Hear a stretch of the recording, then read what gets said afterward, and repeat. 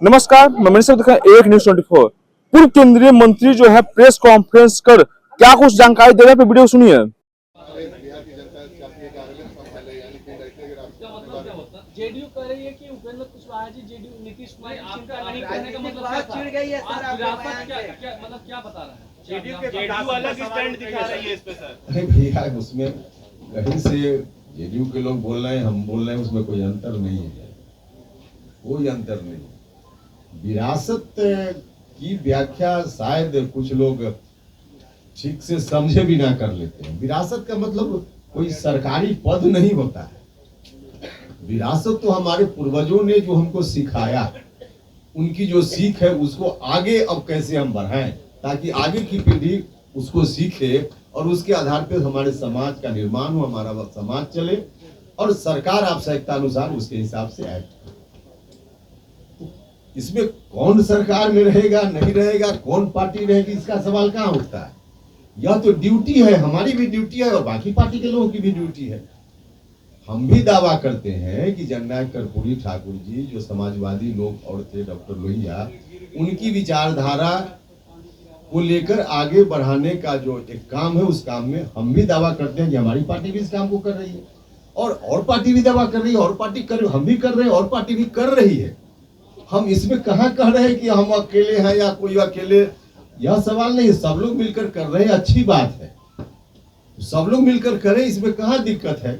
इसमें कोई, इसका अर्थ यह कि उपेंद्र कुशवाहा कोई सरकारी, इसमें सरकार का तो कोई मामला ही नहीं है। हमारे पूर्वजों को जिस विरासत की बात हम करें, उस विरासत को हम भी बढ़ाएं, आप भी बढ़ाइए, सब लोग मिलकर बढ़ाएं। हाँ, चिंता इतनी जरूर है कि अब विरासत बढ़े, इस पर कौमा भी न लगे, विरासत बढ़े। तो ये हमारी भी ड्यूटी है, हम भी अपनी ड्यूटी कर रहे हैं, बाकी लोग भी कर रहे हैं। आपको लग रहा है कि आप बेहतर कर पाएंगे? नहीं, बेहतर का कहा मामूल, जनता जज करती है कि कौन अच्छा कर रहा है। इतिहास में कभी मूल्यांकन होता है तो जज होता है, इसका कोई मूल्यांकन अभी करने का समय नहीं है। हम कह रहे हैं कि हम भी कर रहे हैं, बाकी लोग भी कर रहे हैं, करें ना। देखिए, कई पार्टी तो है ना बिहार में या देश के स्तर पर जो उसी विरासत की बात कर रही है, तो सब मिलकर कर रहे हैं, सब मिलकर कर रहे हैं तो करें, उसमें कहाँ कोई विरोधाभास जैसी बात है। जेडीयू के प्रदेश अध्यक्ष हैं, वो कह रहे हैं कि बिहार के भविष्य वाली बात की, वही दूसरी तरफ दिल्ली के जंतर मंतर पे छात्र जो कि रिजर्वेशन रिफॉर्म को लेकर प्रदर्शन कर रहे हैं। नहीं, वो तो अलग अलग लोगों की राय अलग अलग होती है एक विषय पर। उनकी राय है, वो अपना कह रहे हैं, हमारी जो राय है, हमारी पार्टी की राय है, हम कह रहे हैं।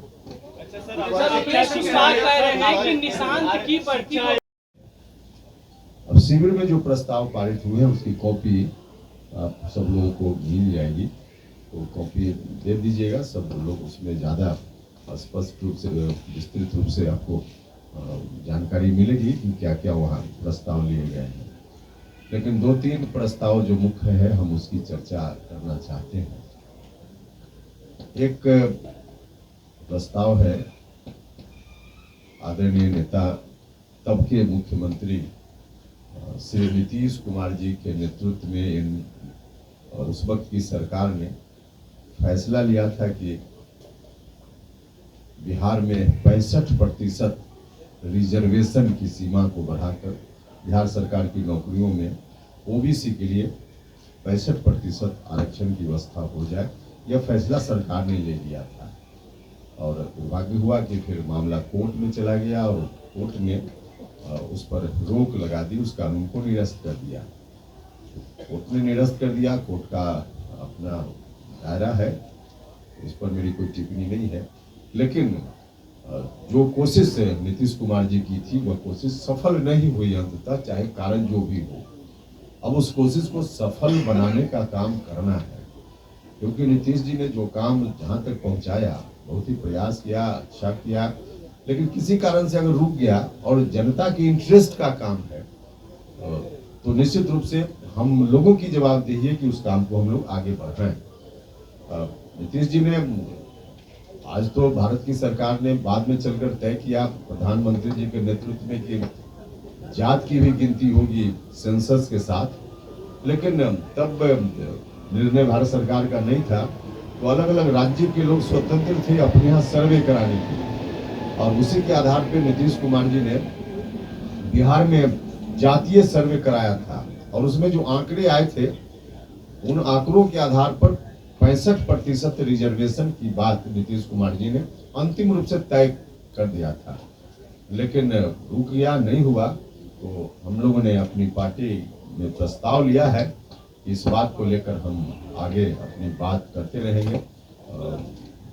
हम प्रयास करते रहेंगे कि 65% रिजर्वेशन नीतीश कुमार जी के द्वारा किया गया उसको आगे कैसे कार्य रूप दिया जाए।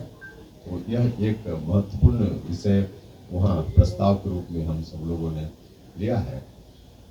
दूसरा है, अब जो जहाँ टेक्नोलॉजी इतना एडवांस हो गया है और छन और एडवांस होते जा रहा है, नया नया उसमें रिसर्च हो रहा है, नई नई बातें आ रही हैं। दुनिया के किसी भी हिस्सा में कोई रिसर्च हो, कोई बात हो, अब तो ग्लोबल विलेज की तरफ पूरी दुनिया है, तो तुरंत सब लोग एक दूसरे से कनेक्ट हो जाते हैं।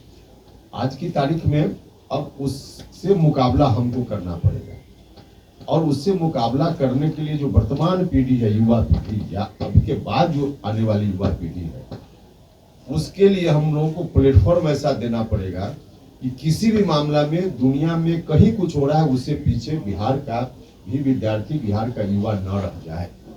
यह हमारी जवाबदेही है, समाज की जवाबदेही है, सरकार की जवाबदेही है। क्योंकि हम अभी जिस तरह से उनको ट्रेनिंग देंगे, प्रशिक्षित करेंगे, शिक्षा व्यवस्था उनको सुविधा देंगे, उस तरह के बच्चे हमारे तैयार हो पाएंगे। क्योंकि टैलेंट की कमी तो नहीं है हमारे यहाँ, जो युवा है या बच्चे भी हैं जो कल के युवा होंगे, तो टैलेंट तो काफी है, लेकिन उनको वातावरण, उनको जो सुविधा समाज को देने की जवाबदेही है, सरकार की जवाबदेही है, वैसी सुविधा तो देना पड़ेगा। तो इस ख्याल से कई पाठ्यक्रम में भी परिवर्तन करना पड़ेगा और भी बहुत सारा करना पड़ेगा दुनिया के मुकाबले बिहार के बच्चों को लाने के लिए। तो इस दृष्टि से हमने सरकार को सुझाव दिया है कि एक शिक्षा आयोग सरकार बनाए और दुनिया भर में कहाँ क्या हो रहा है, देश में अन्य राज्यों में कहाँ क्या हो रहा है, उसका स्टडी करके, अध्ययन करके और तब एक रिपोर्ट सरकार को दे और उस रिपोर्ट के आधार पे आगे सरकार निर्णय ले। तो तत्काल एक सुझाव की दृष्टि से, सरकार को सुझाव देने की दृष्टि से एक शिक्षा आयोग की नितांत आवश्यकता है। क्योंकि अलग अलग लोग लेख लिख कर सोशल मीडिया के माध्यम से लोग अपनी राय देते रहते हैं, यह होना चाहिए, वह होना चाहिए, लेकिन मुकम्मल तौर पे तभी सरकार के सामने भी कुछ बात आ पाएगी जब एक आयोग होगा, कमेटी होगी और वह सभी जगह से स्टडी करके और एक कॉम्प्रिहेंसिव सुझाव देने का काम करेगी। तो इसलिए यह आज की तारीख में बहुत ही नितांत आवश्यक है युवाओं के लिए, छात्रों के लिए। इसलिए हम लोगों ने कहा है अपने प्रस्ताव में कि एक शिक्षा आयोग बिहार में बनाया जाना चाहिए और उससे सुझाव इनवाइट करना चाहिए।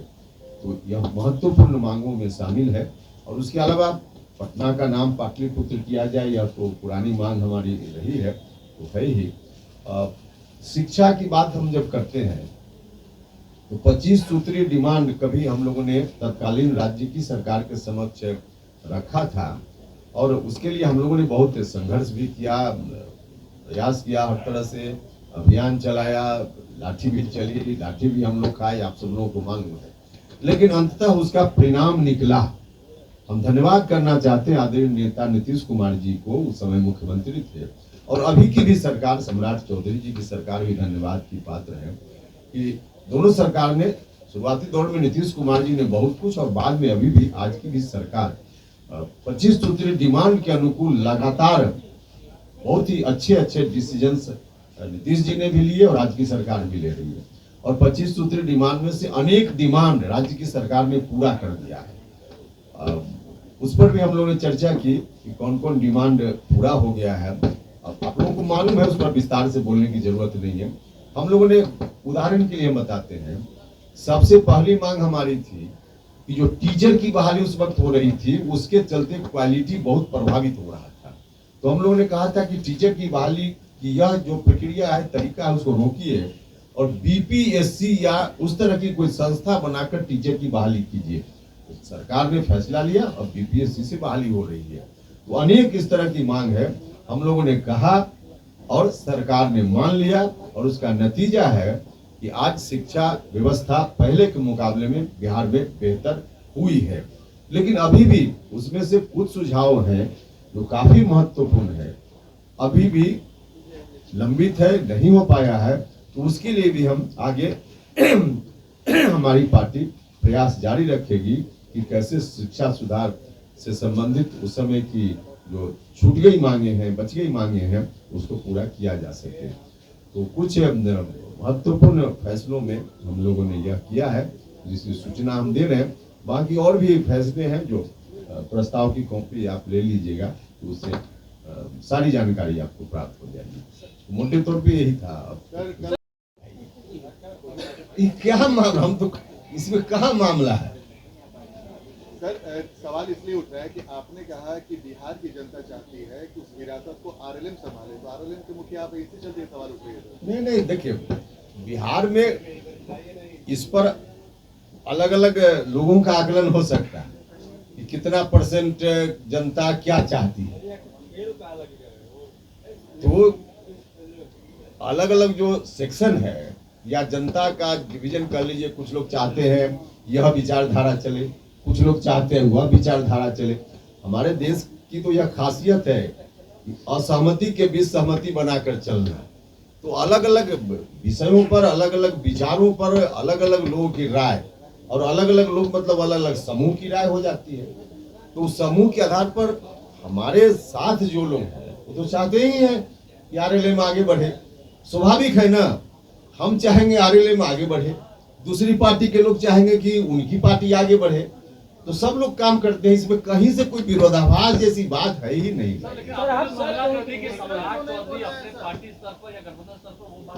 देखिए, आप लोग पूरी चीजों को समझिए, पूरी चीजों को समझिए। हम भी कुशवाहा सम्मेलन में जाएंगे और वहां जो बात बोलेंगे अपनी पार्टी के मन से नहीं बोल पाएंगे। हम अपनी पार्टी के मन से जो बात बोलेंगे वो कुशवाहा सम्मेलन में जाएंगे तो नहीं बोल पाएंगे। इसमें कहाँ कोई भाई इस तरह की बात। एक सामाजिक संगठन भारतीय जनता पार्टी के लिए भी काम कर रहा है, सब लोगों को मालूम है। तो उससे अब उस सामाजिक संगठन से बीजेपी के लोग जो बोल पाएंगे, बीजेपी के मंच पर वही व्यक्ति नहीं बोल पाएगा वह बात।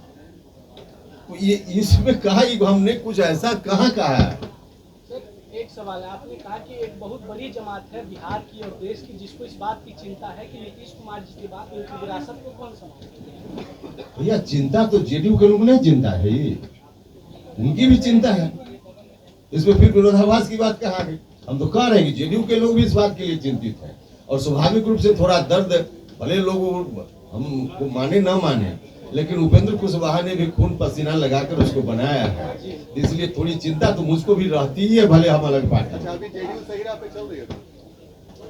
अब देखिए, हम जज करने वाले कौन होते हैं? आप ये मानते हैं ना कि निशांत कुमार उत्तराधिकारी हैं? अरे भैया, सबसे पहले उपेंद्र कुशवाहा है जिसने आगे बढ़कर कहा था कि निशांत कुमार को लाना चाहिए पार्टी जेडीयू में। क्यों भूल जाते हैं लोग? पूरे तौर पे निशांत को उपेंद्र कुशवाहा का आशीर्वाद प्राप्त है। जिस तरह से दीपक प्रकाश मेरा पुत्र है, वो भी मेरा बेटा ही है निशांत। कहाँ इसमें कोई मामला है? लेकिन ये 65% आरक्षण वाली बात है, आपको लग रहा है कि आप सरकार में नहीं है, एनडीए में है? अरे भैया, ठीक है, घर में आप पिताजी से किताब के लिए कभी कहते हैं तो पिताजी कहेंगे तुम बेटा है, किताब क्यों मांग रहा है? ऐसा होता है क्या? ऐसा नहीं होता है ना। कुशवाहा जी, आपने कहा कि जेडीयू को आपने जो सींचा है, आपका नेता पति आप जानते नहीं हमने सींचा है, सींचा है जो है ना, बचाने की आस तो है, बचाने की। भाई कह तो रहे कि दर्द तो मेरे मन में भी होता ही है। अच्छा, निशांत वाला मामला कहीं से, ये दीपक प्रकाश और निशांत में कोई अंतर नहीं है राजनीतिक मंच पर। ये लोग आगे भविष्य है बिहार और देश के। इन लोगों को जितना आगे बढ़ने का मौका मिले बढ़ना चाहिए। पूरा फुल आशीर्वाद हमारा है नौजवानों को। मानते हैं कि फिर एक ऐसा समय आएगा जब जेडीयू फिर से नंबर अब आप ही कहाँ है, आप बात को ले गए अभी। भविष्य में आप भविष्य बता रहे हैं। चलिए, और कोई सवाल हो तो पूछिए। जेडीयू का आगे बढ़ाएंगे तो बीजेपी में नहीं ना जाएगा? हैं? जेडीयू का आगे बढ़ाएंगे तो नहीं, अच्छा, ये नहीं, फिर आप फिर गलत अर्थ लगाए रहेंगे। भारतीय जनता पार्टी या गठबंधन में, किसी भी गठबंधन में कोई पार्टी अपने संगठन को बढ़ाने का काम करती है कि नहीं करती? उसमें दूसरी पार्टी को कहाँ इतराज होता है? इसमें कहाँ कोई इतराज होता है?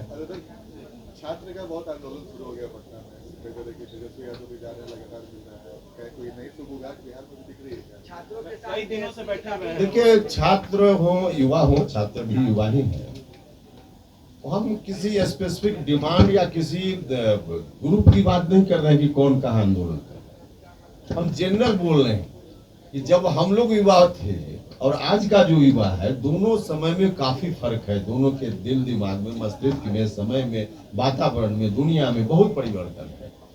तो उस वक्त जिस तरह से युवाओं को एड्रेस करने का काम सोसाइटी या सरकार करती थी, आज उस तरह से एड्रेस करने से काम नहीं चलेगा। आज सुनना पड़ेगा। आपके घर में भी आपका बेटा 18 साल से ऊपर हो गया, उसको दोस्त की तरह सुनना पड़ेगा।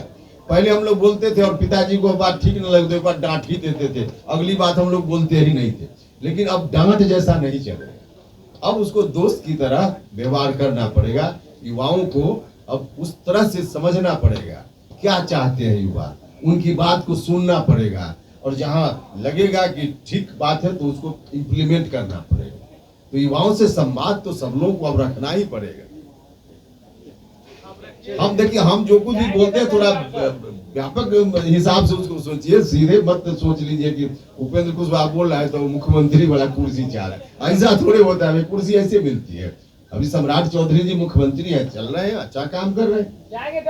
अब आप लोग कभी कभी ये भी दिखा देते हैं कि सम्राट चौधरी वर्सेस उपेंद्र कुशवाहा, अभी कहाँ मामला है भाई? बिल्कुल गलत उसमें। और सबसे ज्यादा हमको थोड़ी परेशानी, देखिए बहुत परेशानी भी नहीं होती है क्योंकि इतना ना अब सब लोगों के हाथ में मीडिया आ गया है कि अब जिनको जो समझ है उस हिसाब से चलाते रहते हैं। अब चलाते रहते हैं, उनकी स्वतंत्रता है, चलाएं। लेकिन हम जो बोलते हैं कहीं भी मंच पर, बाहर भी हम वही बात बोलेंगे, इसमें कहीं कोई परेशानी नहीं है क्योंकि हमारा मन ईमानदार है, हम मन में रखकर नहीं बोलते। इसी रूप में आप लोग भी देखिए, अब आप कह रहे कि आपने भी खून दिया था, पसीना दिया था, तो दिया था ये आप लोगों को नहीं पता है।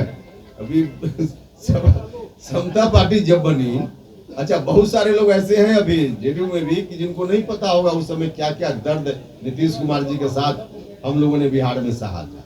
बहुत लोगों को नहीं पता है, जिनको नहीं पता है तो उनकी व्याख्या अलग तरह की हो जाएगी, और जिनको पता है उस समय का दर्द, उनकी व्याख्या अलग तरह की हो जाएगी। चलिए, बहुत तो आपने सुना पूर्व केंद्रीय मंत्री जो है उपेंद्र कुशवाहा कह रहे हैं कि जदयू को बनाने में मेरा पूरा तरह से योगदान है और खून पसीना जो है हम लगाए हैं। और साथ ही भी कह रहे हैं कि दीपक प्रकाश और निशांत कुमार को राजनीति में आगे आना चाहिए। तमाम खबर देखने के लिए एक न्यूज़ 24 से बने रहे। धन्यवाद।